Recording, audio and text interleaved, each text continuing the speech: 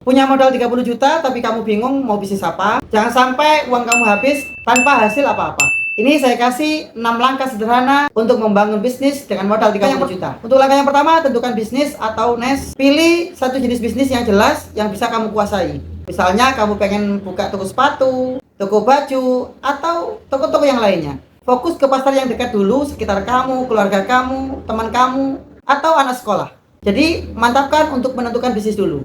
Langkah yang kedua adalah menentukan modal atau membagi modal kamu dengan secara bijak. Gunakan 30 juta tersebut menjadi produktif. Misalnya kamu bisa membagi-bagi mulai dari stok produk 16 juta, rak dan perlengkapan lainnya 3 juta, branding dan kemasan 2 juta, marketing dan promosi 2 juta untuk ketika kamu grand opening di awal. Ya, biasanya kalau di toko pesantren kita bisa tasyakuran ataupun mengundang para tokoh. Dan juga bisa diberikan acara atau event santunan anak yatim. Dari sini kita bisa membangun bisnis yang berkah. Sisa 7 juta untuk modal darurat atau untuk operasional yang lainnya. Dari langkah yang kedua ini, kamu harus betul-betul membagi keuangan 30 juta menjadi produktif dan menjadi tepat sasaran. Jangan sampai estimasi kamu 30 juta ternyata kamu membengkak sampai 50 juta atau 100 juta. Kamu harus betul-betul bisa menekan biaya-biaya atau pengeluaran yang tidak terlalu penting. Langkah yang ketiga adalah mencari supplier yang sangat tepat. Usahakan ketika kamu mencari supplier, betul-betul supplier yang memang betul-betul langsung dari pusatnya, tidak melalui siapapun. Sehingga kamu bisa mendapatkan harga grosir atau kamu bisa mendapatkan harga yang terendah. Dari harga yang terendah itu kamu bisa menekan dan kamu bisa margin lebih banyak lagi. Lebih-lebih bisa dibuat coatingan, promosi, ataupun bisa dibuat produk branded ketika kamu grand opening. Dan enaknya lagi ketika supplier kamu itu adalah supplier yang terpercaya, maka rentur, program-program yang lain kamu akan mendapatkannya. Mulai dari program target bulanan ataupun yang lainnya kamu pasti dapat. Sekali kamu buka toko offline, kamu juga harus buka toko online. Nah, di sisi lain, ketika kamu sudah punya karyawan ataupun kamu membangun bisnis mulai dari nol, nah dari situ kamu juga bisa secara bersamaan membuka toko online juga.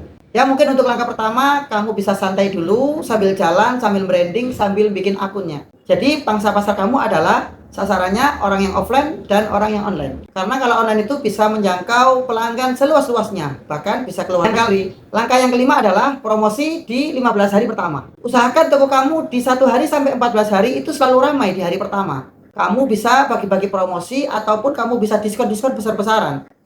Tapi ingat, jangan sampai kamu rugi.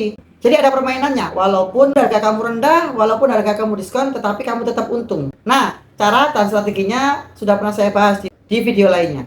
Kamu harus betul-betul hitung-hitungan mantap supaya kamu tidak bonjos. Dan promosi kamu ataupun event-event yang kamu lakukan itu tidak akan mengurangi aset kamu. Kamu bisa kerjasama dengan supplier, kamu bisa kerjasama dengan mitra-mitra yang lain, itu yang bisa kamu lakukan. Yang terpenting jangan lupa ketika kamu promosi, kamu buat konten, kamu buat flyernya, dan sebarkan seluas-luasnya. Karena orang beli pasti karena orang melihat flyer kamu. Karena masyarakat tidak akan beli kalau kamu tidak pernah menyebarkan flyer atau informasi untuk mereka. Nah, langkah yang terakhir atau yang keenam yaitu catat dengan baik laporan kamu. Baik laporan masuk, laporan keluar, ataupun laporan produk-produk yang telah datang dari supplier.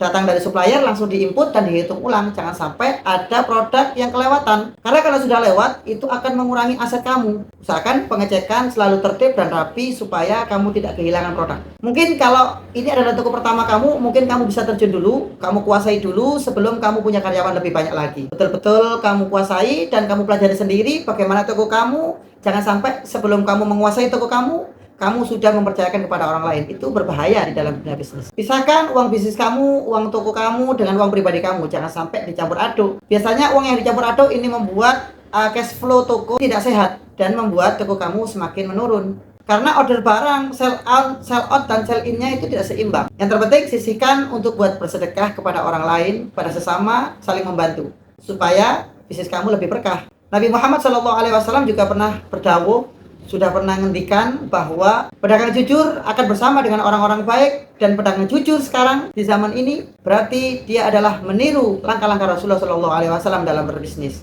Saya yakin kalau kamu seperti itu, kamu bisa jujur, kamu bisa fleksibel, kamu bisa nyaman, dan kamu bisa melayani pelanggan kamu, supplier kamu dengan baik, maka itu juga bagian dari dakwah. Jangan lupa terus semangat dan terus berbagi. Semoga rezeki kita bermanfaat untuk orang lain dan ilmu kita juga bermanfaat untuk masyarakat secara luas. Jangan lupa like and share.